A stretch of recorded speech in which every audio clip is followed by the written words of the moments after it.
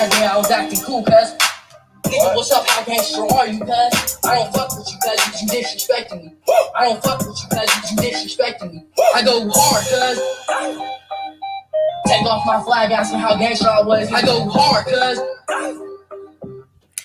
Hey, you guys. I hope you guys are doing good. Give me just a second here. You know, this music likes to play. Oh, it's been a long, I don't know, what is it, 24 hours here. I hope you guys can see and hear me. I'm pulling up on my screens here. Okay, good. You guys can see and hear me. I hope you guys are doing good. It's been a long,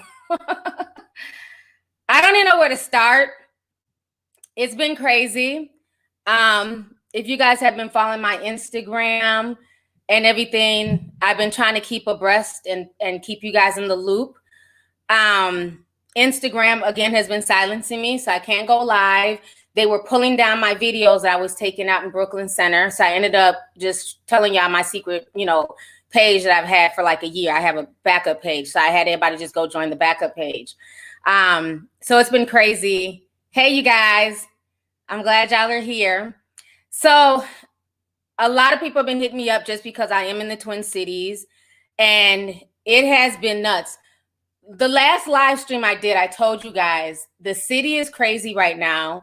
It's like a powder keg waiting to blow. Everybody here just feels like we're on pins and needles because of the whole George Floyd situation, the trial that's going on right now with Derek Chauvin. It's been a lot. So, and my sleep pattern has been so off just with the staging and trying to move. My kids are here. I'm here. We've been kind of all over the city. So I dropped my youngest off. He was in South Minneapolis with his grandmother. So that's where he stayed the weekend.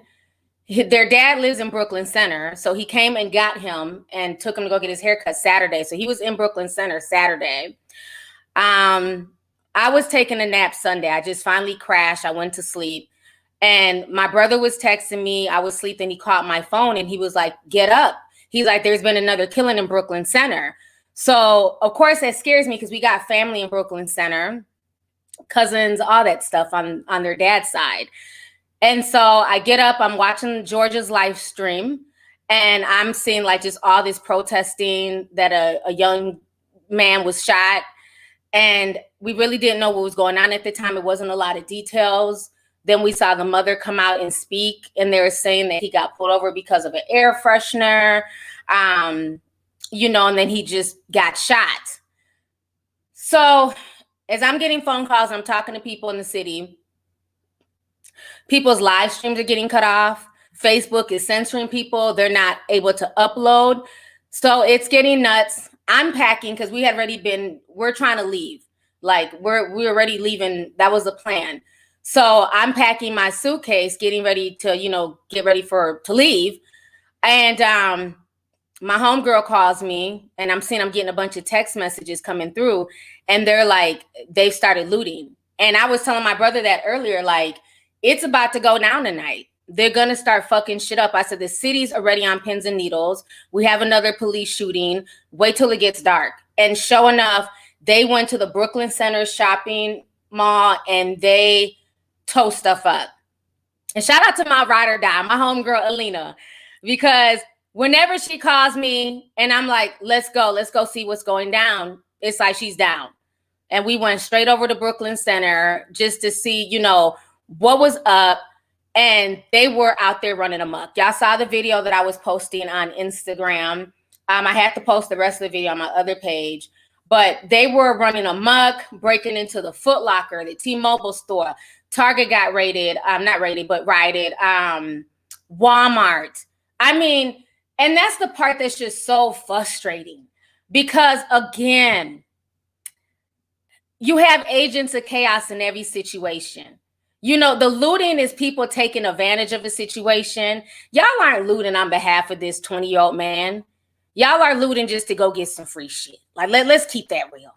It's just, it's not a good look because again, it takes away from the seriousness of the situation. It takes away from the legitimate protesters that was there really protesting what was going on. But I knew it was going to get crazy just for the fact that folks was jumping on police cars. I mean, they started really, really wilding out. So then by the time we got to Brooklyn Center, we got out there about like 11:30, you know, we're just going, you know, down Brooklyn Boulevard, and it's just a mess. And like I said, our family doesn't live too far from that area, and it's just a mess. People are everywhere. People are driving crazy, hanging out of cars. I felt like I was reliving everything that happened over South. It was like a South Side 2.0. You know, I just feel like I already have PTSD from everything I witnessed over South last summer. You know, we were down there when the fires broke out. It's like the whole city was literally on Lake Street. You know, the whole city was literally down there. You know, it's like my kids and their friends were down there. My friend's daughter was down there. We're trying to find our kids. It was just crazy last summer. And then it was like it was happening again. And so the police station also got shot up from what I heard. It was just a lot of craziness. When we were driving back, leaving Brooklyn Center, it was like so many undercover cars. Like literally we would be having... there'd be a car behind us, and then all of a sudden they would turn on. It was like a regular pickup, like a regular Ford pickup, or like a Chevy pickup, just a regular pickup with a flatbed. And then they would follow behind us, and then all of a sudden they would turn on their police lights and just go flying, doing 90. One time, okay, it happened 5 times. It happened twice when we were leaving Brooklyn Center.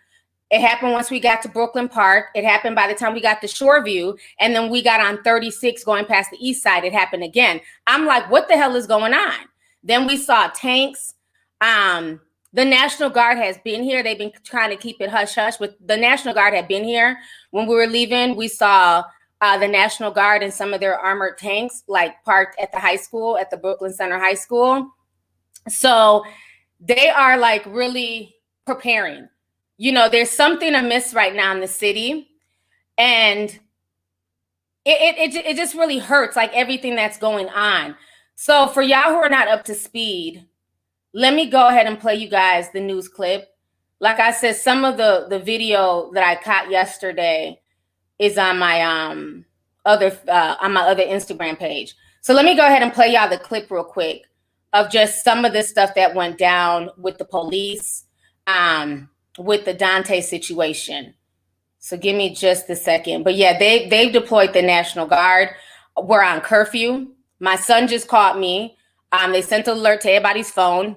So we cannot leave the house past 7. All of the stores are shut down. There's only 2 Targets right now open in the cities. And they're in the suburbs. Only 2. So they're shutting down the grocery stores, everything.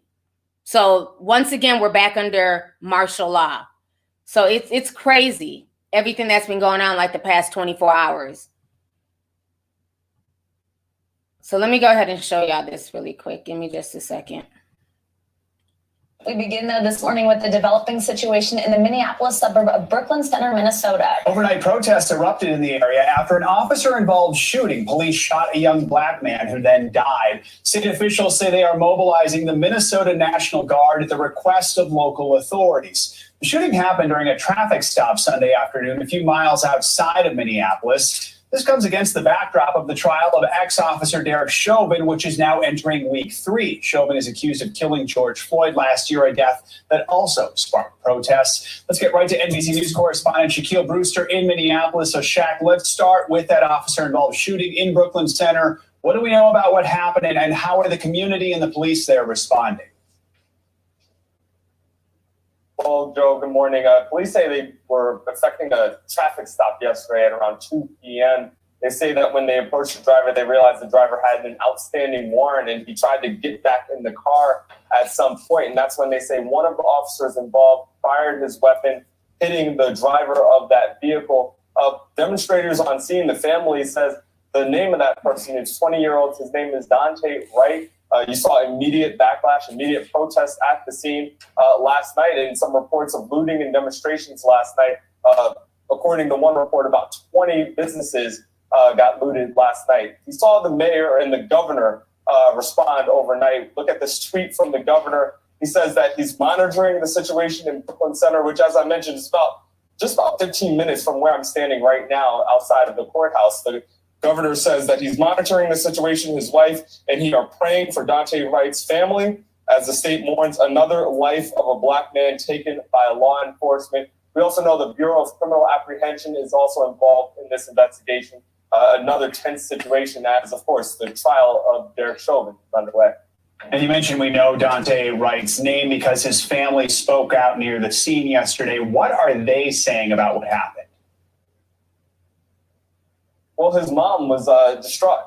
She was there in the moments after his death as protesters and demonstrators were gathering. She says that she got a call from him that afternoon saying that he just got pulled over because of some air fresheners that he had in the rearview mirror. She says that on the phone call, he asked for the registration information because this was a car that she just gave to him about 2 weeks ago. And she said that's when she heard an officer say, "Stop running," randomly. And then she said the phone call ended shortly thereafter. So, okay, let me come back on this screen. Okay, so that's to get everybody up to speed. Let me go ahead and read some of these super chats here. Thiana Tinopin says, "Hey, I can't believe it's been 5 years since I followed your channel. Loving what you do, 100. Thank you so much." Selena sent 2049 says, "Lovelyti, love you too. Thank you." Andrea sent 14.99. She says, "I'm curious how you feel about people like Sean King saying that they should tear the city up if the verdict isn't guilty." We're going to talk about that in a minute because I'm over a lot of this Black Lives Matter. I'm gonna call it the Black Lives Matter infiltration movement because this is not what the initial movement was about, and whoever gets offended by that can kiss my ass. Okay. I'm not a fan of none of these people because it's a bunch of bullshit. It's a bunch of people who are not in the fray, they're not from the community. They don't have to deal with the things that are going on in the community. They don't have to deal with the fires and the businesses and the looting from the comfort of Twitter. So for him to say that is irresponsible. We're going to come back to that in a minute when I do address the Black Lives Matter situation. Now, let me show y'all the video of Daunte's mother. This is the one I have posted on my other channel, on my other Instagram, which is Lovelyti TV. And so this was the information that she had yesterday. Of course, more information has come out, but I'm going to go ahead and play you guys her video really quick here. So this is the new Instagram page, and don't come on there trolling because you'll get blocked on that page too. Just so we clear.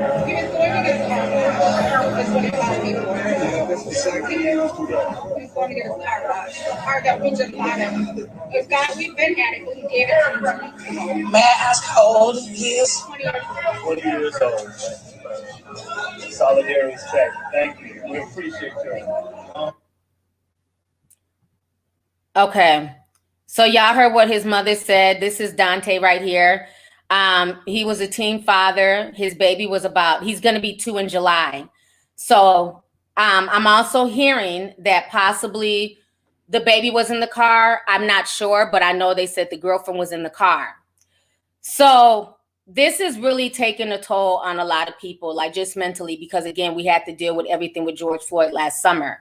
Now, when I talk to my oldest son, y'all know I have a 20-year-old son. So this definitely hits home. Their father, that is the city where their father is always, where he stays. So they're always over there, and he was supposed to be going over there this weekend, but he had to work. So the youngest one was over there with them. He didn't end up going because he had to work. And so he talked to his dad and he said, his dad was taking it very, very, just very emotional because my ex watched it play out.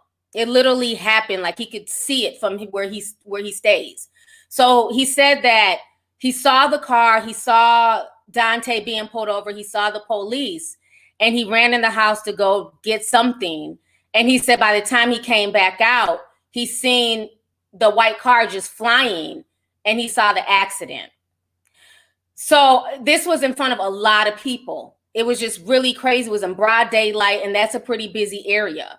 So he was one of the ones who kind of saw everything go down. So it's really affecting him because again, it could have been our child, our 20-year-old pulled over for something as simple as that. So when I tell you this shit like really hits home, it really hits home. This is not, for me, this is not the internet. You get what I'm saying? This is not Twitter. This is not a hashtag.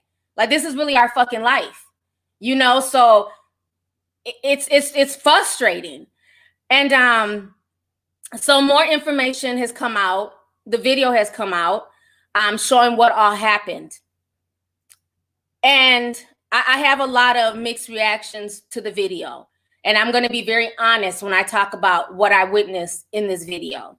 So let me go ahead and play the video for you guys really quick here. Give me just a second.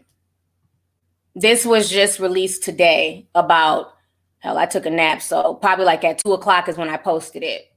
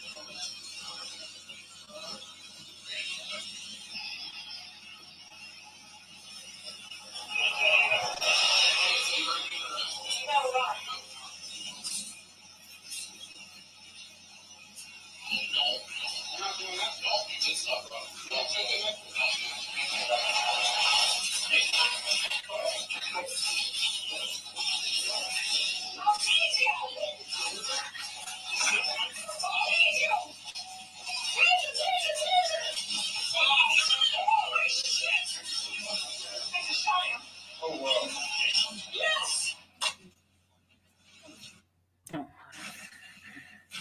you turn the lights back on, please?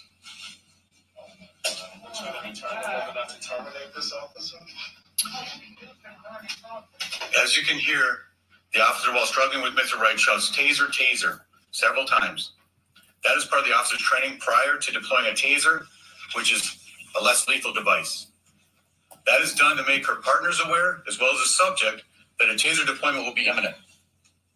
During this encounter, however, the officer drew their handgun instead of their taser. For informational purposes, we train with our handguns on our dominant side and our taser on our weak side. So if you're right-handed, you carry your firearm on your right side and you carry your taser on the left. This is done purposefully and is trained. As I watch the video and listen to the officer's commands, it is my belief that the officer had the intention to deploy their taser, but instead shot Mr. Wright with a single bullet. This appears to me, from what I viewed and the officer's reaction to distress immediately after, that this was an accidental discharge that resulted in the tragic death of Mr. Wright. I've asked the BCA to conduct an independent investigation into the shooting and death. Once they are completed, I expect they will submit their findings, independent of me, to the appropriate authorities, the appropriate attorneys that will look and review this case. I'm also stressing that I do hope for the community to be patient and allow this investigation, criminal investigation, to be completed as thoroughly as possible. I believe Mr. Wright deserves this, as do all involved. The officer is currently on administrative leave. Make a short comment about what happened last night to our community, a community that I've been a part of for 27 years. I've seen some of the worst damage to this city I've ever seen in those years. Again, peaceful protesting, expressing yourself, we fully support that. But the ravaging of our businesses, the looting of our stores, the destruction to our pharmacies, we cannot tolerate that. I'm hoping that the community will have this level of transparency and know that this is being investigated by the correct authorities, which is the BCA. Unfortunately, they're not here today, but they are handling the investigation. And I have very little information besides what I've just given to you because they are handling that investigation. Mr. Mayor, do you have any comments you want to make? Okay. So you guys just watched the video, and it was very disturbing to watch. So as more information has come out, he was not pulled over because of air fresheners. He was pulled over because the tabs on the car were expired. So that's why he was initially pulled over. Then when they pulled him over and they were running his name, as he was, calling his mom, trying to get the insurance information, they found out that he had a warrant. The warrant was for weed possession, I think for like $100-something worth of weed that he was caught with, and he had been paying on it, but he had defaulted. He had stopped paying on the ticket, and it turned into a warrant. I'm gonna go a little bit deeper into that. Now, in the video, it seems like it started off somewhat, I don't want to say peaceful, I don't think that's a word, but it seemed like he was following orders and listening. And then all of a sudden, when they got ready to cuff him, he like jerked and broke away and jumped in the car. Now, I'm going to say this. I see a lot of people saying that, it shouldn't matter. White people, cuss out the police and, threaten the police and do all types of stuff, and they walk away. The difference is he's not white. And I keep having to remind y'all and to keep drilling in my son's head and these kids' head, we don't have the complexion for protection, okay? You can't do the same thing as white people. You just can't. That's not an excuse for him to lose his life. There's no excuse for what the officer did. I'm not buying the whole bullshit about, oh, I accidentally grabbed my real life gun as opposed to the taser, when even the officer that was just talking is saying that they're on two different sides. On two different sides. I've seen pictures of tasers. Yes, they do have like a butt, like a gun. But if you're an officer and you're trained, you're going to know the difference.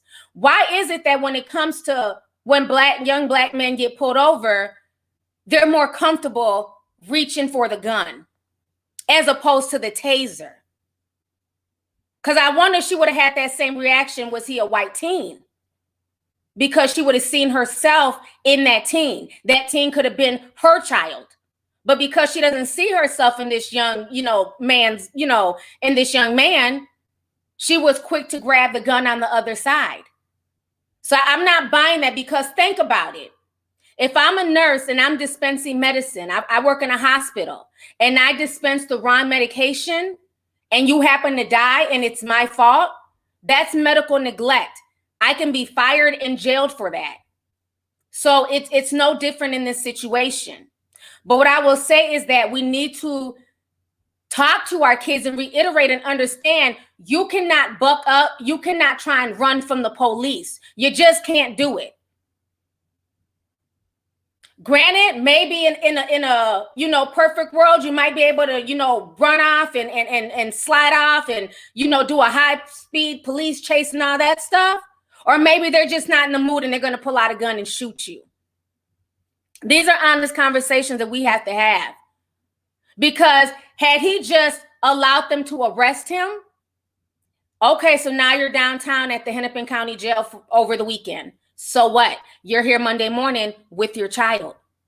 But now he doesn't have that. And unfortunately, a lot of young people, they don't think things out, because he's only 20. So he didn't think it out when he decided to jerk and jump back in the car and try to peel off.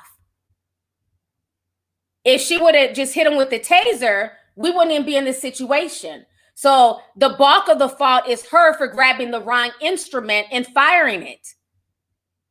But you got to understand, when you're in a situation like that, it's a highly volatile, intensive situation.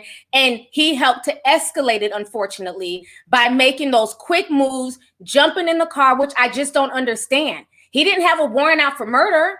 He didn't have a warrant out for, bringing in loads of cocaine. It was literally a ticket that he just had, didn't pay on and turned into a warrant. Let's also talk about this. How a lot of these tickets get these young boys caught up.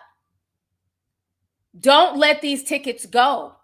These jaywalking tickets, these weed tickets, while they seem very petty, they're there to get you in the system. Parking tickets, speeding tickets.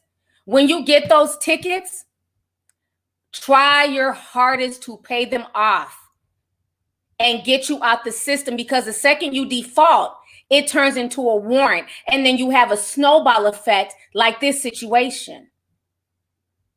So this is what a lot of kids need to understand. That when you get these petty tickets, take care of them. Get them out the way. Because they're looking for any excuse to lock up these young Black dudes. He already had expired tags, so they had legal right to pull him over because the tags were expired. But had it just been a tag situation, he probably would have been let go with just another ticket. But because of that weed situation and that turned into a warrant, that's how it escalated. So these are conversations that we have to have with our children. I know people don't like to hear them. Y'all rather hear me come on here and turn up and say, fuck the police and fuck the white man. It sounds good on the internet. I live in reality and I'm raising sons. So I don't have time for the rah-rah Twitter shit. I can only talk to my kids about facts and things that are going on and ways that unfortunately they cannot behave because they're not white. They don't have that luxury of a police officer thinking twice when a white boy makes a certain move. You know, so it's really sad. It's really sad what went down, you know, and it doesn't absolve the officer. It doesn't absolve her of her negligence. It's going to be negligent homicide. She may feel horrible for it, but that doesn't negate the fact that this young boy is dead. The whole situation is insane.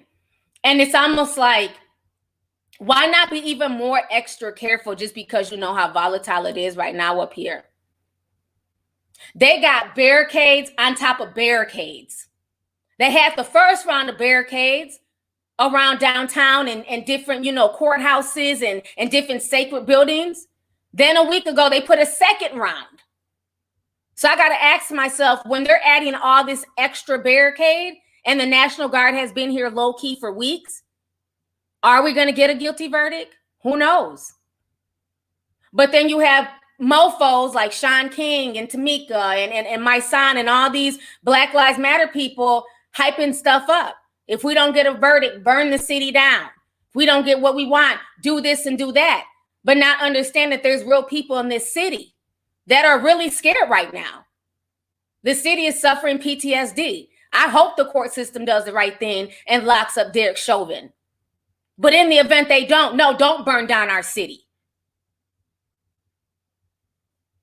It's been a horrible, it's just been horrible up here like the past few weeks, and 24 hours it's just been really bad and just super draining. Let me go ahead and read some of these comments here. It's just crazy. Simply Irresistible says they love to mistakenly fear for their lives, but I've taken police exams. You cannot fear for your life and be eligible to be an officer. Yeah, I mean, but see, the problem is too, let's also understand with the whole defund the police situation, a lot of these, this is what people don't want to talk about. A lot of these more seasoned officers walked off the force. They left. They turned in their badges. It didn't just happen in the Twin Cities. It happened all over. So right now, these police unions and police departments, they are strapped right now. They are looking for people. So because so many have left because of everything that happened with the George Floyd situation, they're literally hiring anybody. They're literally letting people on and they're lowering the quota. And they're lowering, like, you know, like the exams and what you should have, just so they can have enough people on the force. And that's what they're not ready to talk about. Even with this settlement, do y'all understand that this settlement that they gave the George Floyd's family for $27 million, Minneapolis didn't even have the money to cover this shit. They had to tap into like the Minnesota National Reserve money. They didn't even have the money to cover it. So right now, the city is just going through it. It's one thing after another, after another, after another. And people are tired. Yeah, they couldn't, they're not even able to cover the settlement money. We're already paying for it as the taxpayers. Our tax is going to be super high, but even the city, they couldn't cover it. It's insane. Abby Israel sent 5. She says, they are really trying to push an agenda. I pray you and your family are staying safe. T, rest in peace to this young man. Thank you so much. I appreciate that, sis. C Square says they can kiss my ass too, T. I feel you. People are over like these mush mouths, you know, social justice, internet armchair revolutionaries.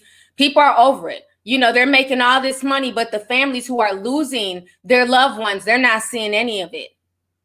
And like I said a few streams ago, Darren Seal, he was talking about this years ago when they came through and they took over Ferguson. D-Ray wasn't from Ferguson. He was from Baltimore, but he became the face of the Ferguson movement via Black Lives Matter. I don't think Tamika or my son had ever been in Minneapolis, like I told y'all before, but they're speaking on a national stage as if they're the voice of the Twin Cities when we have legit activists here in the community who work 24/7 to make moves, and we ain't seen them back here since. Once the cameras left, they left. So I'm not impressed. You know, folks want to call it hating and all this goofy shit, but when Tamir's Rice's mom came out and really spoke the truth about the situation and called it out, then it finally got folks to wake up. She recently got a GMC commercial, Tamika Mowry. She's on the Grammy stage. So it's like, which one is it? Are y'all activists and really trying to do stuff for these, you know, dead, fallen people that you're using their name and invoking their name to make money off of? Or is this just a fame grab? Is this just a way to get your name out there and popping? Is this just social media attention? Because it seems like that's what it's turned into. Let's see here. Cindy says, what do you think about celebs and mostly artists or rappers who don't speak nothing but ill, hostile, vulgar words to the ears and say they're trying to make music? We talked about that last stream. Thank you for the super chat. Theodore Betha says, T, I have been watching you for 6 years. You taught me a lot and helped me get through tough times. You're like the auntie I never had. Love you, T. Thank you so much. I appreciate the super chat. Deborah says, you can comply or do nothing and get killed by the police. Both them, Jean, Breonna Taylor. Yeah, and that's true. So what do you suggest that we do?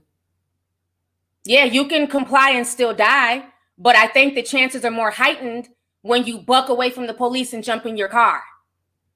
So let's be honest. Let's not act like, you know, when certain actions are taken, they don't result in certain reactions. So really, for a lot of us, it's a win-win, win-lose situation. So yeah, that is true. You can still be killed even if you comply, but your chances of dying when you don't comply are way more escalated, especially if they see that black skin. So let's keep that real. Let's see here. Quisha says, didn't the police department cut ties with the union? I believe so. It's been so much stuff that's gone on. It's insane. I am Annalie says, I love your content, T, sending prayers to the families and hope it's not another case of the cop getting off scot-free. I hope so that it's not either, because like I said, just because it was a mistake or negligent doesn't matter. Because in any other profession, if you're negligent, let's say you run a daycare and a child dies on your watch, they drown because you're, you know, tweeting as opposed to watching the kids, you can be locked up for negligent homicide. So her reaching for the wrong thing doesn't negate it at all. So I think that's where we have to have an honest conversation. You know, like we can walk and chew gum. We can point out where, okay, he really should not have jumped back in the car, but still hold the officer accountable for her bullshit too. Because I'm just not buying it. I don't understand why your hand would even be on the side with the gun. It just doesn't make any sense. Let's see here. Esra says, a never-ending discussion. My father had the same talk with his parents, then me, and now I am with my 7-year-old decades later. That is so sad. But those are the conversations that we have to have with our children, especially when we have boys. You know, young girls too, but especially boys. It's really sad. Kendall Ray says, hey, Leo sister, I love the podcast. You keep me laughing and informed, sending you love and high vibrations. Keep the informative podcast coming. I definitely will. And thank you so much for tuning in and supporting. Tracy with the T says, hey, T, this is my new channel. Can you mod me? Girl, I heard they came and took your channel. I got your text message. There you go. You're a mod. Thank you for the $5, Tracy. TJ Senpai says, hey, T, my tires were stolen back in February. I waited 6 hours for the police. I had to call the local precinct, and the captain said they were understaffed. Yes. Thank you so much, TJ, for pointing that out. What I'm saying, I'm not over-exaggerating when I tell you these police departments are strapped. They are literally desperate right now, you know, to get officers. So they're not picking the people who are applying are not like the cream of the crop, because most of those officers walked off. So that's why I was saying this someone, everybody was like, oh, you're tripping. We need to defund the police. It sounds good on social media. All this shit sounds good in the YouTube comment section, on Twitter. But again, how do you implement it? So when those funds got cut, excuse me, and there was nothing implemented behind it besides it getting cut to shut, you know, these folks up, this is where we're at. Where you're having somebody who literally just came on the job and doesn't know the difference between a gun and the taser. So yeah, it's very understaffed right now. Crime is high all over the nation. I mean, the killings here outside of the police stuff, because, you know, that's what gets the most attention, the racial stuff, anything with the police, that's what goes viral. That's what brings everybody out. But let's keep it real. The killings in Minnesota have just been insane, especially in North Minneapolis. North Minneapolis has just been so high. I was talking to my homeboy the other day. It's about 3 o'clock in the afternoon. He lives over north. Pop, pop, pop, pop, pop, pop.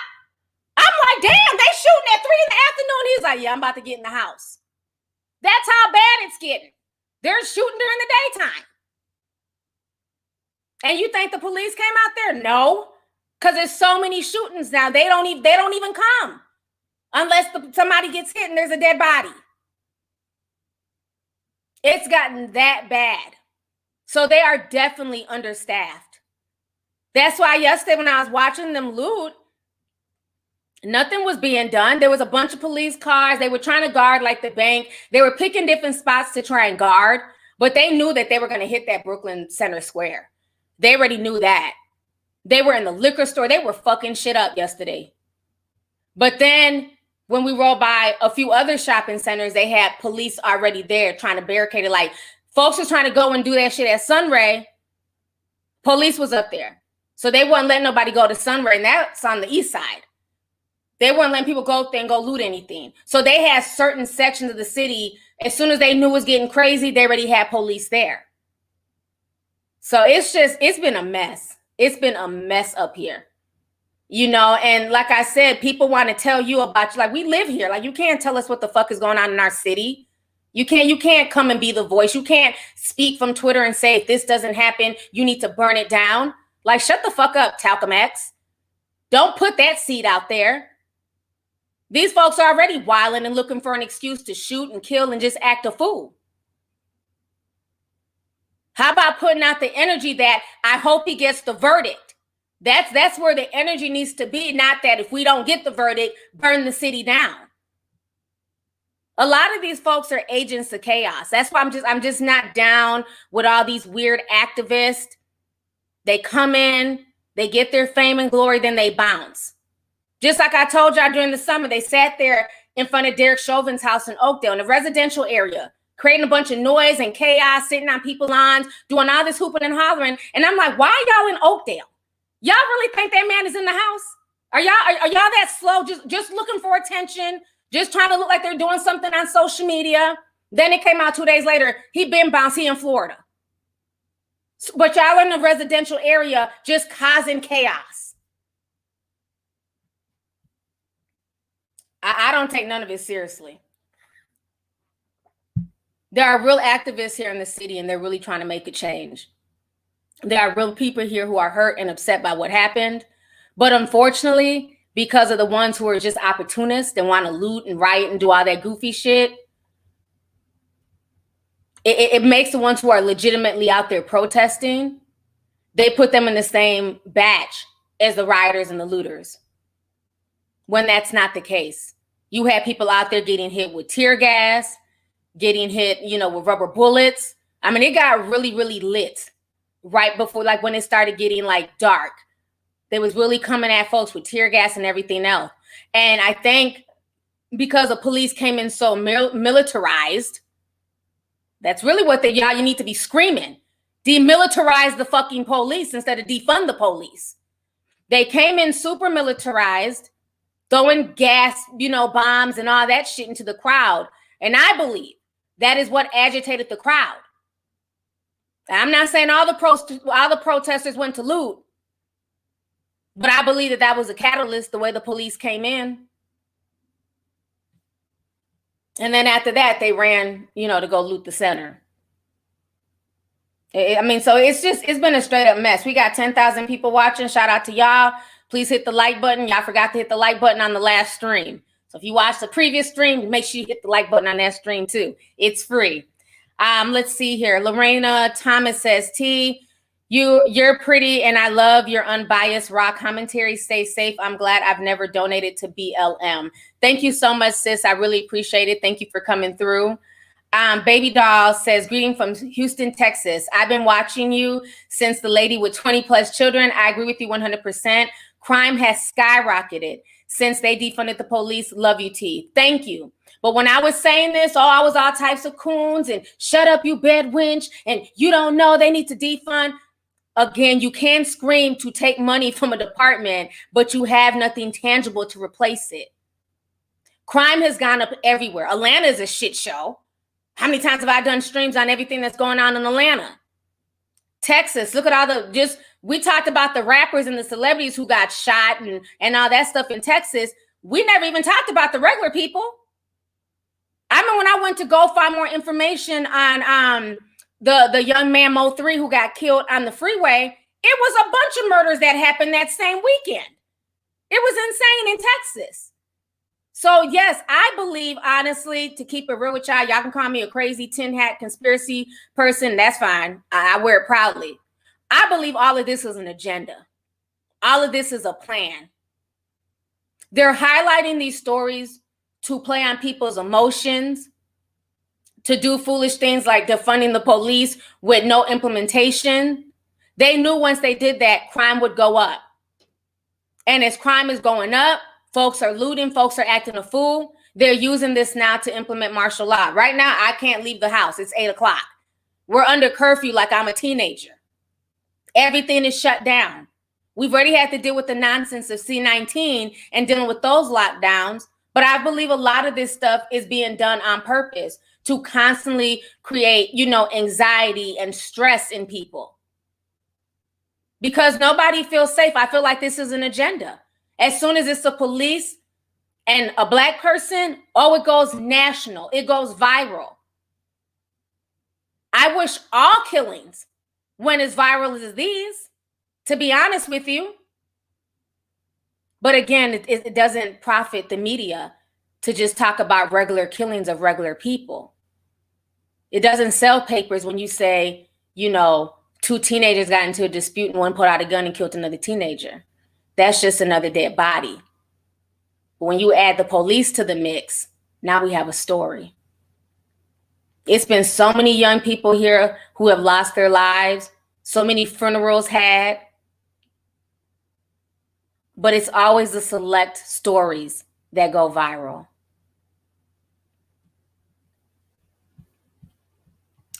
Let's see here. Marvin V says, hey, T, looking pretty in pink. I love this color on you. Thank you so much. I appreciate it, Marvin. True Seeker says, hey, T, I love your channel. Always watching and learning in Chicago. Underpaid no matter what you make on here. You continue to amaze me how knowledgeable, diverse, and funny you are, wise and entertaining. Thank you so much, sis. Thank you for coming through. I appreciate you. Tequila Burke says, praying. I tell my son, just do what they say and I'll come get you from jail, but I can't bring you back from the dead. I pray that this will not be an issue soon. Thank you for being you. Amen. Amen. Like I said, it sounds good. I could get up here and say, hey, they shouldn't be shooting us and we can do backflips and, start breakdancing in the middle of an arrest and cussing them out. And in a perfect world, we could, but we can't. So what you're telling your son is great. If you have to go to jail for a day or an hour, I can always come and bail you out. We can get everything sorted out. But if they shoot you, there's no sorting out. And that's what we have to implement in these young men. You can't just be reactionary, because that could be your very last reaction. It's sad. Aaliyah Janice says, I want to thank you for maintaining integrity and doing your research. You did not try to be first to break the news of DMX, unlike others. Thank you so much. I appreciate it, sis. Thanks for coming through. Miss Fifth says, sorry to go off topic. Do you sell tea for detoxing? Love you, tea. Thank you. Nope, I sell a wellness and digestion tea. You can look up the reviews on Amazon, but that's really good for like stomach issues and stomach ailments. But I don't sell anything that's just going to run through your body. That's not good. So thank you so much. Queen VM says, love your content, T. Always come in to break shit down. Thank you so much. Thank you for the $50 super chat, sis. Future Dr. Coco says, allowing chaos to occur will give them an excuse to establish a police state. Agenda 21, Agenda 2030. Thank you. I'm glad you see the BS for what it is. I'm glad you see it for what it is. This whole situation goes very, very deep with the fact that we're always witnessing Black death. That is trauma. That is traumatizing. That is PTSD. It's low-key mentally submitting, making you mentally be submissive. As soon as you see them, you're not supposed to question anything. You're not supposed to question authority. There's definitely an agenda being pushed. MT says we need to support the true local activists and stop putting these part-time phony celebrities on a pedestal. Amen. Amen. In every city, there are Black activists. There are activists who work with the city council and the mayor and the police, and they're really putting in work. Those are the people who should be supported, not the ones who just fly around. And then when you ask, well, who's paying for this? Who's paying for y'all to fly all over the damn country and stay in nice hotels and put together these marches? Who's covering this? Because last time, I heard let's not act like my son is like this, like he's a Jay-Z. You know what I'm saying? Like he's a rapper, but he never had like long Jay-Z money. So at that point, you got to ask, who's funding this shit? It's crazy. So let me go ahead, because I've been talking about this for a while. Let me see. Was there anything else I needed to show about this situation? It's going to be very, very interesting to see where everything goes with this court case. That's the part that has me very, very concerned, because I'm trying to think, is this situation that went down yesterday with folks going wild and rioting and looting, is this going to have some type of effect on the trial? People were even saying things like, what if they end up moving the trial to another city because Minneapolis is so hot right now with all these racial issues? What if they use that as an excuse to move it? Hopefully they won't. I doubt they will. But those are real conversations that people are having here in the Twin Cities. So it's very unnerving. Let's see here. Saray Love says, hey, T, I love your streams. Love from the DMV. I hate this picked up the wrong weapon BS. These officers use hate towards brown skin. So sickening. By the way, it's pronounced Saray. Oh, okay. Thank you so much. Yeah, I'm not buying that either, because like I said, granted, him doing that escalated the situation. But my question is, why was her hand on the gun, as opposed to from the time the situation popped off, her hand being on the taser? Had she already had the taser pulled out, there wouldn't have been an accidental shooting. So why did she reach for that? Why did she have that pulled out first, or have her hand on that first to even pull it out? I mean, those are situations where when you're trained properly, you have to think like, okay, he just escalated. Let me at least look down. Like, I understand it's a very fast moving situation, but she wasn't alone. It wasn't like it was just her and Daunte. There were other officers there. You have people who have your back. So just look down real quick and make sure that you're grabbing the right thing. After all, it's right here on your hips. Look down. Oh, okay, that's the gun. Okay, here goes the taser. All right, I'm ready. Takes 2 seconds. Deborah Mitchell says, oh, no, I'm sorry, I read that already. Okay, I think I read these. Okay, here we go.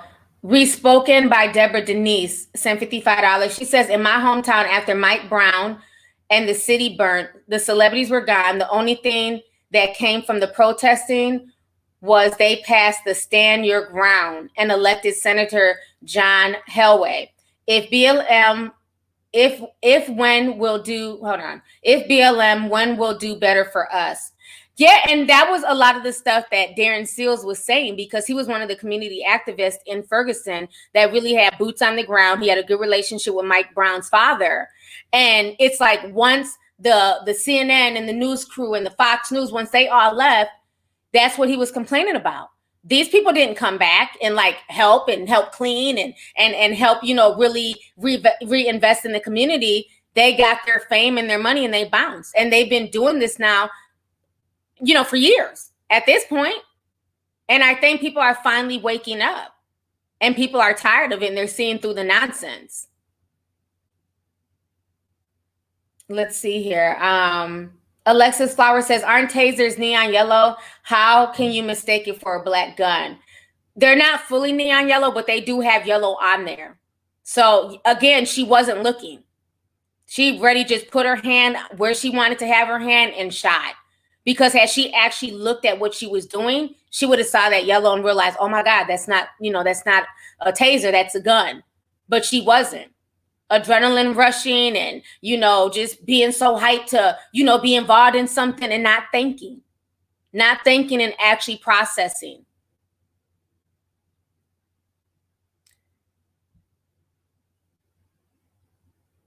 Let's see here. Fifi says, one way or another, you're going to remember me. Number one follower here, sending love from Utah. Thanks for the breakdown and the open discussion. Thank you so much, Fifi. Thanks for coming through, sis. Judy Santen says, why did she interfere with the arrest after the first officer was doing it? Right. And that's the part that didn't even make sense. Because like I said, it wasn't just, I could see if it was just her and Daunte, but there was literally several officers there. Like there were several officers handling the situation. So she had enough time to look down and really understand what the type of weapon that she was pulling out. But again, because everything happened so quickly and adrenaline and rushing, she made a grave mistake. And it should cost her. It's no different than somebody rushing and you're not taking time out to read the correct label on a prescription bottle and you give somebody the wrong prescription as a nurse. It could have took you 2 seconds to read the label to match everything up. It's better to check and double check and be sure than to make a mistake that can cost somebody their life. Nino Wright says, we only hear certain stories in the media that can produce Hollywood movies, documentaries, and shows. Like, how many more movies do we need on Big and Tupac? I agree. Thank you so much for that. The Busy 95 says, I guess I'll admit after years on your channel, I'm a conspiracy theorist. My tin hat is tingling also. T says, bump a pink bra, I'll wear a pink shirt. This is all Bible prophecy. Thank you so much. Thanks for the super chat, love. Let's see here. Deja Vu, Senpai, she says, we can no longer call it Black Lives Matter because it's not even about Black lives anymore. They are just using the Black community's name and it hurts. I definitely agree. I definitely agree with you, sis. Thank you for that.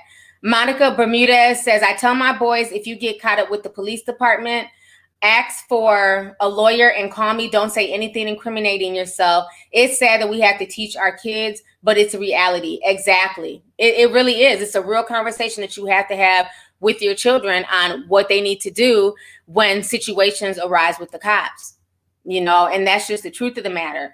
So I've been on here. Oh my God, I've been on here for an hour. It don't even feel like it. I thought I'd literally been on here for 30 minutes. Oh my goodness. I have to get to the next story, you guys. So I wanted to talk about the mess that's going on right now with Black Lives Matter. So if you guys do not know, it was reported the other day that basically the co-founder of Black Lives Matter, her name is Patrice Khan Kohlers, and basically she's been spending money like crazy. Now, let me say this. When I first initially heard about her buying a house, I try to give her the benefit of the doubt because, again, California is expensive. The real estate there is expensive. So a home that costs $1.5 million in California, in the Midwest, that same home is probably $300,000. Like, let's keep it real. California real estate is ridiculous. So I try to give her the benefit of the doubt. Plus, I know she's an author and she's done, you know, she has other streams of income. I'm not going to say that she doesn't. So I thought, well, maybe, you know, between the real estate and maybe her book sales going really well, that's where she got the money. Then it came out that she bought 4 homes total.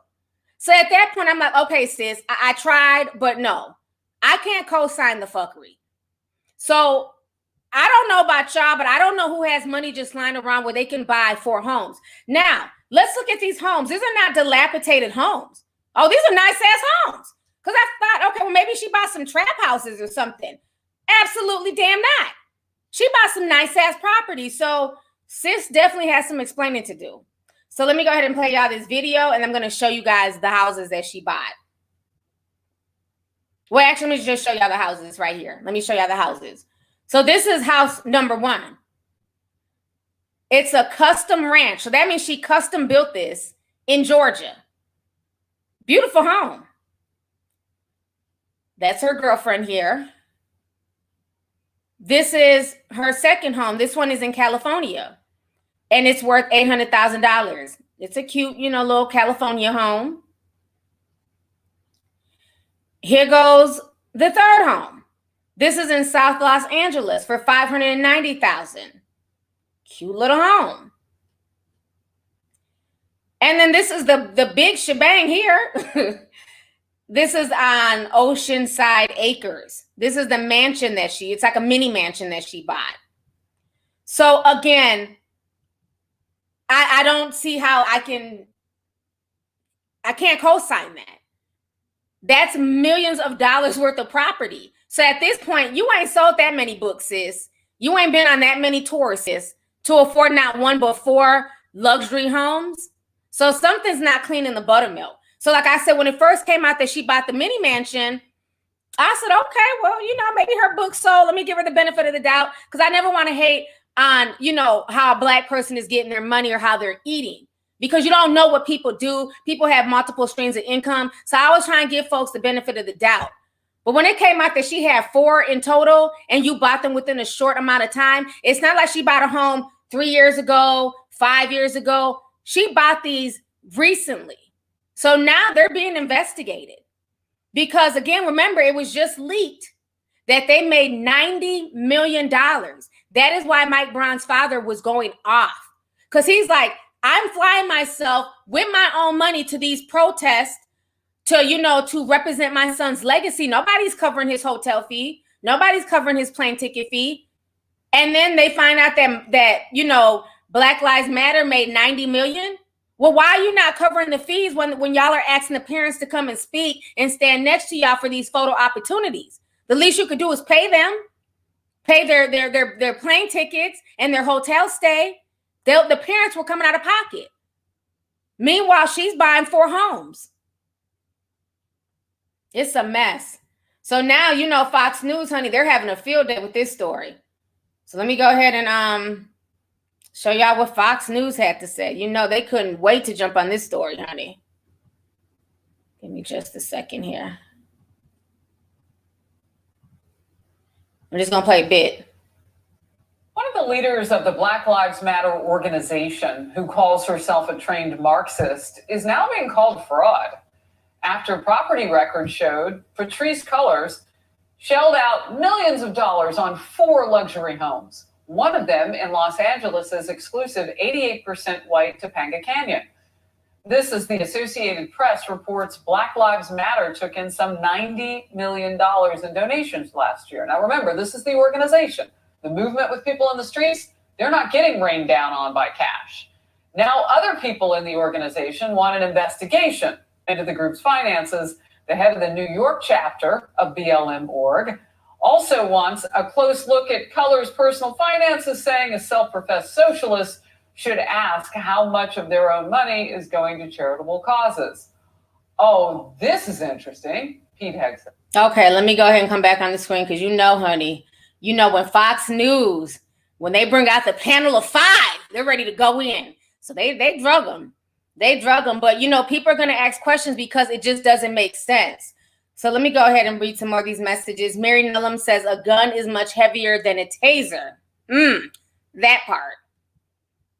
Yeah, the whole thing just doesn't make sense at all.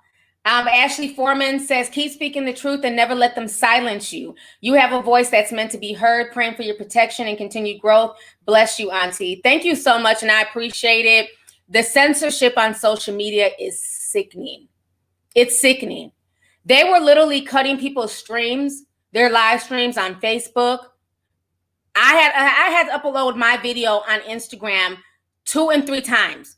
As I'm uploading it saying can't post, delete, start over. It was crashing. They do so much stuff to not get the information out there. And I believe that because they're in cahoots with the media, because they want to spin their own story. They want the media to get the media wants to get their clout. They don't like the fact, like people like me and people like Georgia in Minnesota, it's a lady named Georgia. There's a lot of just people who are independent media people who can go straight to the scene and show y'all what's going on. Because you notice it was regular people reporting and posting stuff on social media. It wasn't the news media. CNN wasn't there. Fox News, none of the local media was there. It was all people, just people out there renegade, showing y'all what was going on. It was the people that made that story viral. The news media was ignoring it, but then once it went viral and it started trending all over Twitter, then they try to come, hey, you guys, I'm here, and it's morning, and I see they done broke it. Bitch, we was here last night. We caught them looting. Like, go sit your ass down. We're not checking for you this morning. We was here last night in the thick of it. Where was y'all at? So that's why they're trying to silence us, because they don't like the fact that regular people now are the ones bringing information directly to the people. We're their competition, and they're not feeling it. But I'm going to keep speaking my truth. So I'm not going to let them silence me. So I appreciate that. Soul Goddess 13 says, caught alive. YouTube never lets me send money. Missed the Discord by 2 days at work. Sipping since 2006. Wow. Thank you so much for the super chat. I really appreciate you. Cola Bear says, hey, T, I love your energy and everything you do. This is becoming very scary. Every day I just worry about my brother and other loved ones. Yeah. It's definitely PTSD. You know, again, it can happen anywhere. And the fact that this has, I mean, think about the name of our city, right? Just let me go deep real quick, esoterically. We're called the Twin Cities. Isn't it crazy that these 2 high-profile cases have happened in less than a year? One in 2020, and then now a second twinning in 2021. Both stories are viral, trending on social media. Both have to do with police brutality. Isn't that very interesting that this has happened in the Twin Cities twice? There wasn't another shooting in Ferguson that went viral after Mike Brown. There wasn't another viral story that happened after Eric Garner. Isn't it interesting that in the Twin Cities, in less than a year, we've had 2 twinning police killing situations? I don't believe in coincidences at all. I find that very, very interesting. Let's see here. IIJ 2009 1985 said 20 says her dominant side was on her right side. She's been trained to draw from the right. Thank you so much for the super chat, sis. I appreciate it. Yeah, she definitely made a grave error. Tammy Loves All says, love your point of view. Caught alive. Does BLM really represent what us everyday folks fight for? I think at this point, no. I think at this point, they've made so much money and they've acquired so much fame from this. The agenda is just something totally different. It's not the same as what regular people are fighting for in the streets. So, no. But thank you for the super chat. Let's see here. I've got a lot of messages. Jariah Houston, I'm sorry if I butchered your name, I apologize, says, why Patrice cheating the Black Lives Matter money like a Wendy's 4x4? Oh, why is she treating the Black Lives Matter money like a Wendy's 4x4? She said, let me cop all of it. Yeah, she's doing the most. And I think, you know, now that it's been revealed that she's bought not 1 but 4 houses, once they start pulling back that onion, if they cannot, basically show where this money went, they may face prosecution because people really donated to support this cause. They didn't donate for you to buy 4 properties. That ain't why people sent in money. So this is a whole mess. I am Stacy Cornbread said 999 says, I was so happy to hear Angela Stanton shout you out on her live. Thanks for bringing us that tea. I didn't watch her live. What did she shout me out? Like, what did she say?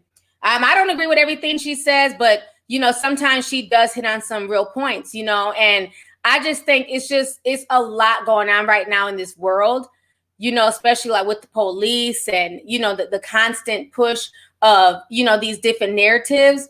I definitely think that there's more to the story. There's a bigger agenda because, again, like I said, we're back under lockdown.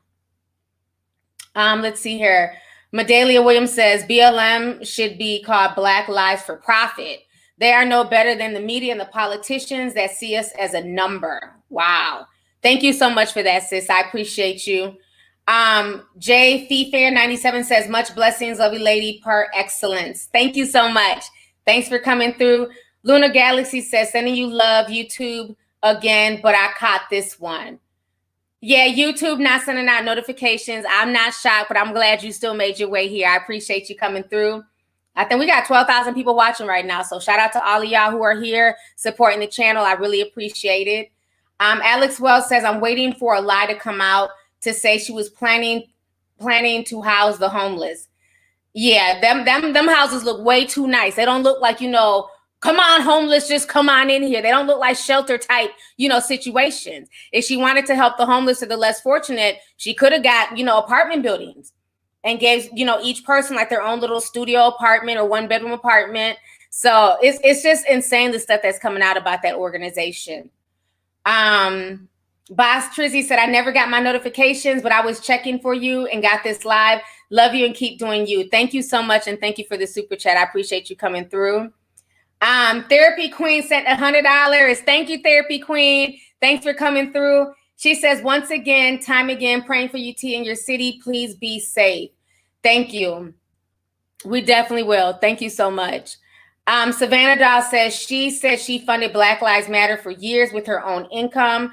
This is the first time she was able to recoup her money, but there's no excuse for them not paying for the protesters that they schedule.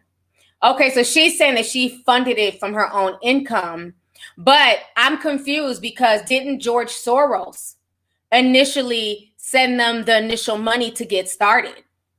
Yeah, I know George Soros, the billionaire. So why would she need to keep funding from her own income when a billionaire just cut you a check? That doesn't make sense unless she's talking about before the whole Mike Brown situation.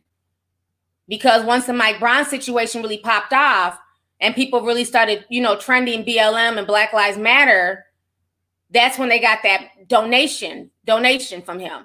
So at that point, wouldn't that, hefty donation, would that not have been enough to cover what all you put into the movement initially? I'm just asking for a friend. It sounds like bullshit because he funded her years ago. And on top of that, if you're trying to do something, like I understand things cost, don't get me wrong. It costs to mobilize and get water and milk to pour in people's eyes. And, so nothing is free. I get that. But does being reimbursed, like how much did you spend over the years? Like I'm confused. So you want me to believe that she spent however million that she spent on these houses, that's her reimbursement? I'm not buying that. That's one person's reimbursement. So only one person was really, what about the other founder? Because she's just the co-founder. So where's her reimbursement? What about all the other people who have now joined Black Lives Matter? Where's their reimbursement? So something ain't clean in the buttermilk. She can kind of spend it how she wants to, but people been pulling out receipts and been calling this out. But thank you for the super chat. I appreciate it, sis. ST says, I am in law enforcement and the taser shouldn't even be close to your firearm on your duty belt. Thank you for the law enforcement, T. Thank you for, just speaking the truth. I appreciate that. So what they're saying is that it shouldn't even be near your firearm. Meaning they're in two totally different, sections of the belt. The taser is not right next to the gun. So again, even police officers are giving her the side eye. Melanin Queen, hey sis. She says, I don't like the fact that the spokesperson for the police department said he believes that it's an accidental discharge, but then tells everyone else to just wait until they have all the facts. What the F? I definitely agree. I don't think he should believe anything. He should wait, like you said, until the facts come out. Just like even yesterday, I didn't want to get super hyped about it. We understood what was going on, but it's like, I want to see the video. I want to see what all happened so that we can get a clear picture. Because now that more information has come out, it gives you more of a clear picture as to what went down, as opposed to people just acting on emotion and then going out and doing something foolish. Jerry Bazell says, I had to find an old message I sent you in order to find your page. Only your fan page. Thank you so much. Thank you for the super chat, love. Aramac says her buying. Hold on, it just disappeared. Her buying all those houses discredits Black people's grievances by proxy, which makes me think BLM is a front for a larger agenda. Yeah, it's definitely not a good look. And I don't care how she tries to spin it, Like, yes, like I said, it costs money, but your reimbursement should not be 4 homes. Like, that's a pretty good reimbursement. I could see 1 home, but 4, nah, something ain't clean. Jorge Sim 499 says, I'm sure BLM started with humble beginnings, but let me tell you, Ava Rice is one hell of a drug. Thank you so much for your videos, T. Keep speaking the truth. Thank you, and thank you for coming through. I appreciate it. K. Roxanne says they had the Black woman break the story. They had to make the blow a little bit softer. Fox News, if they would have had white folks break that story, they'd be like, oh, it's racism. So, she knows how to play her role. She couldn't wait. She made sure to have all her damn, her little co people on there. So that way she can bounce ideas off of them and have them speak. I watch it all. People are like, why do you watch? I watch every news station. I owe none of them any loyalty. I don't owe CNN no loyalty. I don't owe Fox no loyalty, MSNBC. I watch them all. That's how you get fair information on what's going on, just, in the media in general. So I watch them all. Philando Castile was the first high-profile case that affected me like Trayvon did. That was very disturbing. Yeah, that definitely was. And that cop, he got off.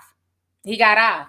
But, me and my friend, we were talking yesterday. And my friend, she's Somali. She's the one who went live with me, Marianne.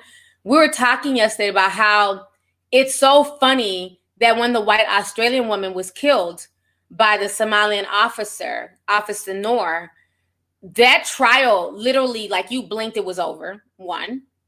And they gave him, I think he got like 12 years, 12 to 20 years, I believe. They gave him that instantly. They did that so quick. And his was an accidental shooting.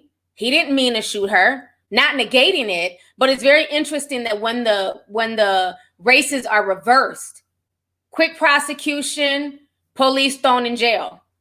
There was another situation. It was down south. I want to say maybe Texas. I don't know if y'all remember this, but it was a Black officer.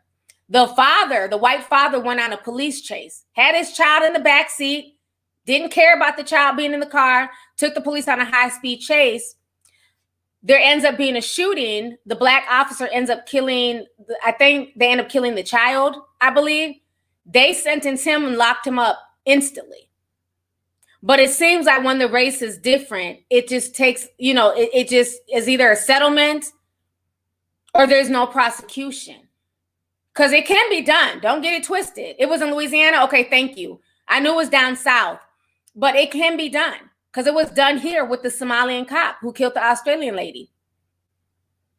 She had called the police because she saw something going on in the alley. And then she went out there to investigate. The police pulled up and he shot her by accident. He thought she was like the burglar or something. And he's locked up right now. His trial was so quick, it was crazy. He's been locked up ever since. But all these other officers, they've gotten off.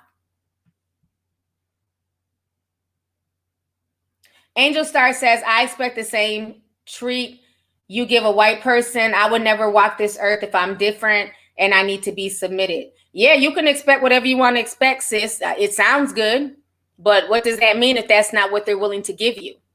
We can all, I expect when I go to damn Walmart to get customer service, because they wear them vests. How can I help you? And then as soon as you be like, hey, can you tell me? They walk off. Well, damn, I thought y'all was here to help. Yeah, we expect all types of shit. But, again, reality has shown us otherwise. So we can't keep living in la la land. And, I wish. It doesn't mean anything. We have to live in reality. We can expect anything, but the reality is they're not treating us the same. And that's the conversation that we need to remember at all times.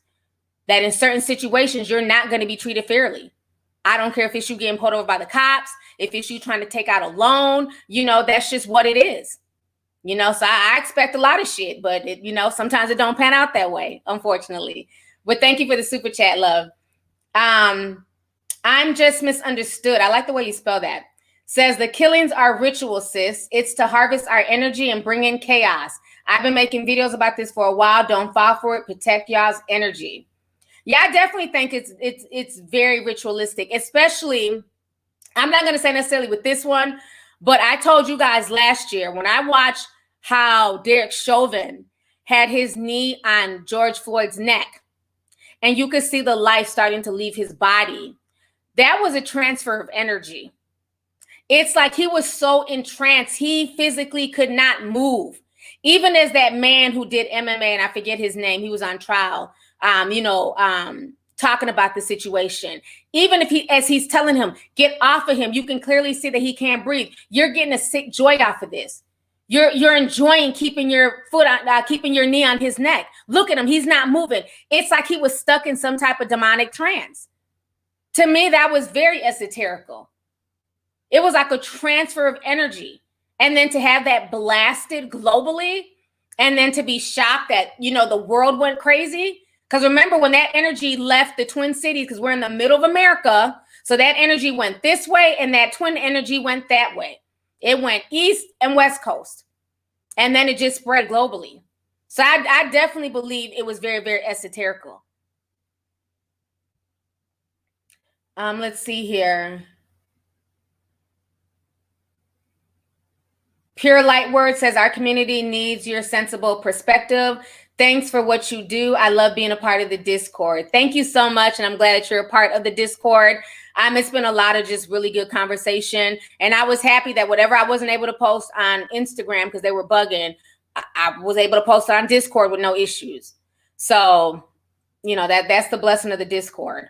So thank you so much. Taylor S says, I always thought it was weird how Stephen Jackson kept referring to George Floyd as his twin. Yep. A part of that whole twinning energy. Nanania says, I can hear the hurt and genuine concern in your voice, T. Love you for all that you do. Stay safe. Sending you hugs your way, sis. Thank you so much. Thank you, Nana. I appreciate you. Darius says, I never sent a super chat before, but thank you for all you do. Stay safe, T. I definitely will. Thank you so much. So I've been on here for an hour and 18 minutes. I want to go ahead and talk about the Black Rob situation. More information has come out, and this is just really disturbing. Now, we've seen the situation where, child, I don't know who it was. Somebody done woke him. Was Black Rob, DMX died, say something. And like I said, when I seen the video, I was like, whoa, what the hell happened to Black Rob? He was laid up. He looked like he was on his deathbed. You asking for prayers for DMX? No, brother, we're going to send you some prayers. Well, Black Rob has gotten, I'm not going to say he's gotten better, but he's able to sit up and talk. And he's basically explaining his situation a lot further. And this is very disturbing because this is somebody who was on Bad Boy. Once again, the energy vampire, P. Diddy. And so for Black Rob to be in this condition is sad. He said that he's had 4 strokes in 5 years. And right now he's damn near homeless. Someone who had a hit, a major hit in the early 2000s. So I want you guys to go ahead and check this out really quick.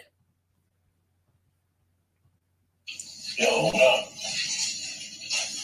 Oh man. I mean, I've been dealing with this man for 5 years. Damn. 4 strokes. Damn, I don't know what to tell you, man. This shit is crazy. This shit is hard, man. You know what I'm saying? I don't got no house to live in. Except probably, man, a apartment, man, for me and my man be trying to get together, man. I'm telling you, man, this shit is crazy. It's hard, man. You know what I'm saying? I don't know what the people are going to do, what the people are going to say.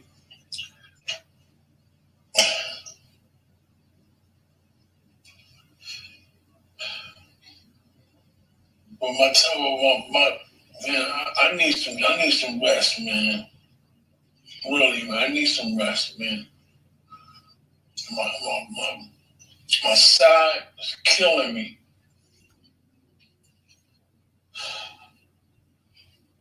Man. Oh, shit. I don't want to talk about it no more, man. Man, that is just sad. All right, so y'all just saw the video of Black Rob. I mean, he looks like he's in a lot of pain. He's had several strokes. It doesn't make any sense to me.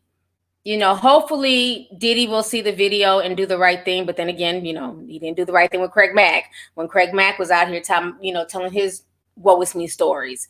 So it's just really sad. And this is why, you know, I really agree with what Azealia Banks was saying, is that there needs to be something in place for these artists.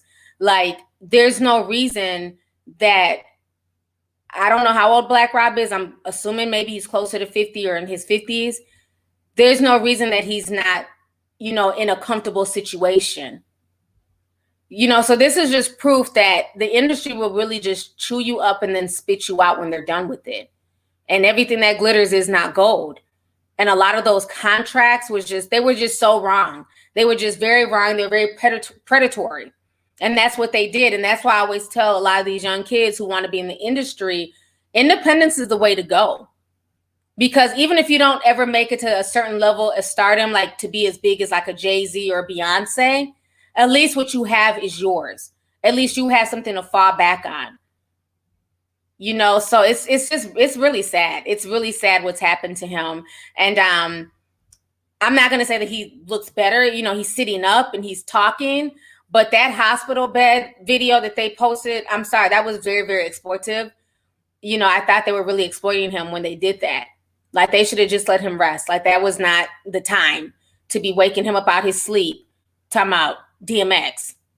DMX had enough well wishes and prayer. At this point, we need to be praying for Black Rob, because something is just wrong. And it's always like the bad boys. Do you notice, like, you don't really see a lot of like artists from Rockefeller. Like, we know Beanie Siegel, you know, he had his issues with Rockefeller. You know, he may kind of be struggling. He may not be as financially wealthy as like a Jay-Z or whatever, right? But you don't really see like guys who were signed to Rockefeller back in the day looking like Diddy's artist. It's always bad boys. That's just weird to me.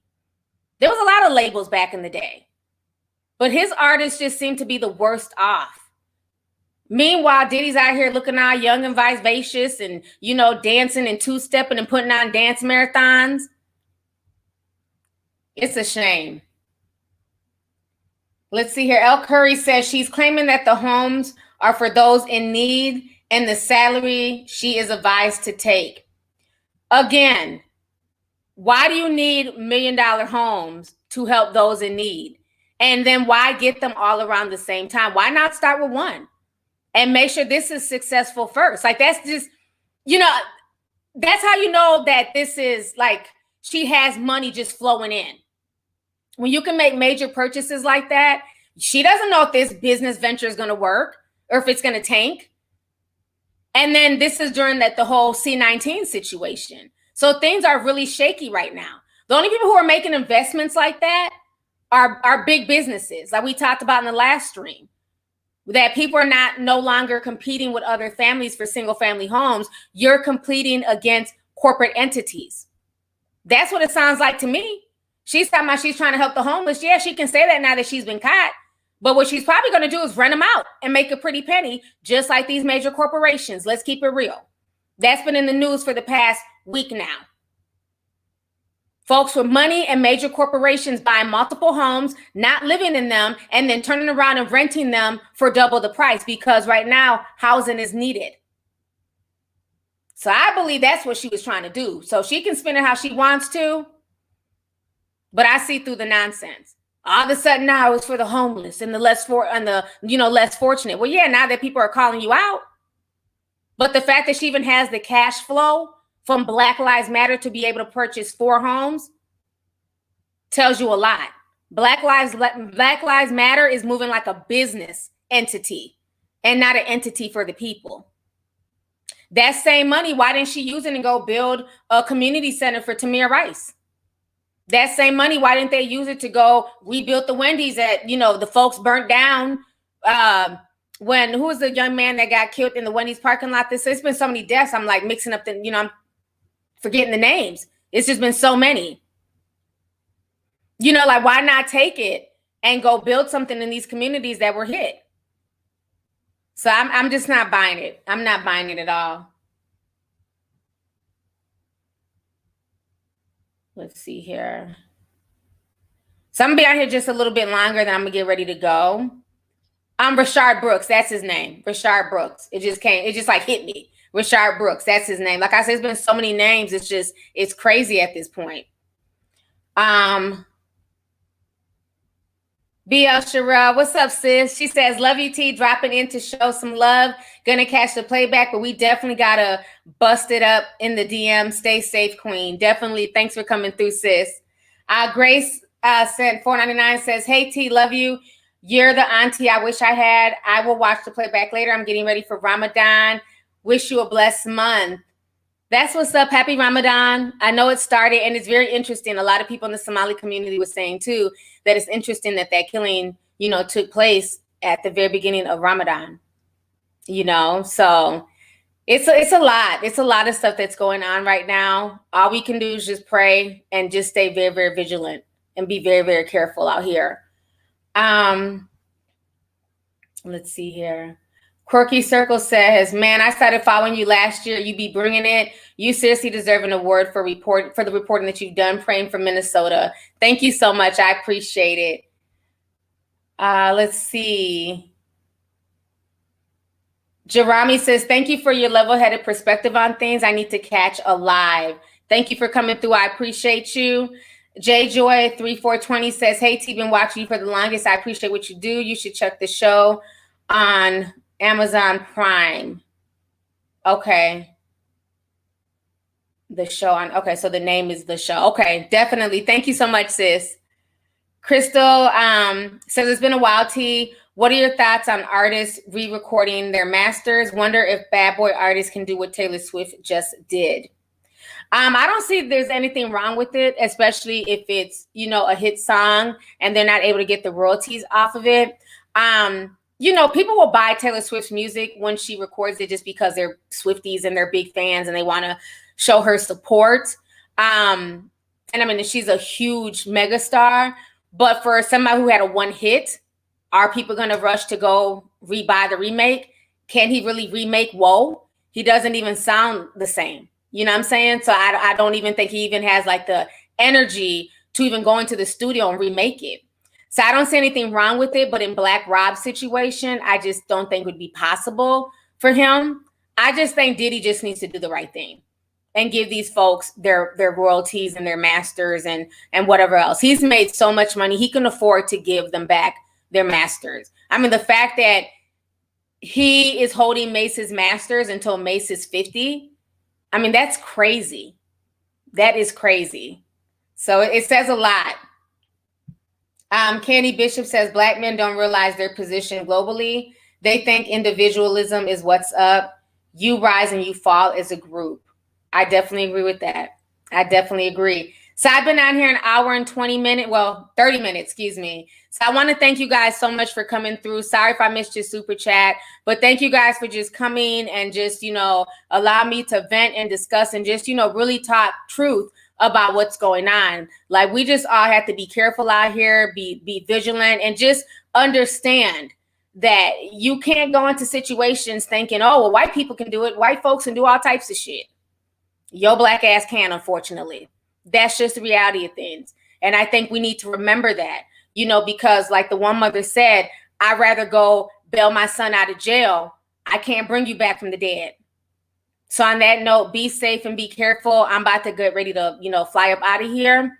But I'll be checking in like a day or two once I get settled where I'm going. I need a break from the Twin Cities. So I'm out of here. I got to go. So I'll talk to you guys later. And thank you guys so much for coming through tonight. I'll talk to you guys in a day or two. Bye.